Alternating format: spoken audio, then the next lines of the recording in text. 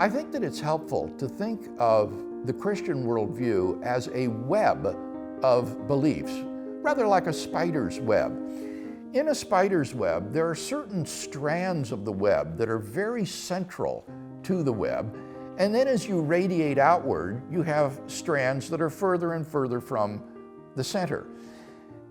And the web strands that are at the very center of the web are the most critical to the structure of the web. If you remove those, the structure of the web will be greatly affected and may even collapse. But if you remove one of the strands from the outer parts of the web, the reverberations throughout the structure will not be so severely felt. Similarly, in Christian systematic theology, there are certain doctrines that are absolutely central and non-negotiable for the Christian faith. For example, the existence of God would surely be at the very center of the web. The deity of Christ, his atoning death for our sins, his resurrection from the dead, all of these would be beliefs that are right at the center of our web of beliefs. And if you were to deny any of those, I think the web would collapse.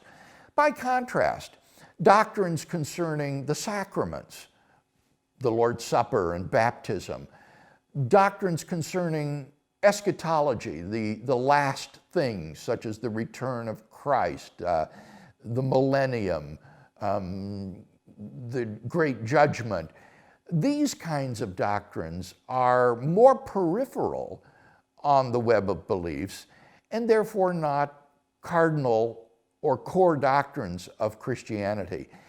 This is important because in my ministry I have sought to defend what C.S. Lewis calls mere Christianity. And that is the Christianity that affirms those core central doctrines that are common to all of the great Christian confessions, whether these be Coptic, Catholic, Orthodox, or Protestant. And to leave to the side those more peripheral doctrines on which Christians can differ in good conscience and yet remain faithful, Bible-believing Christians.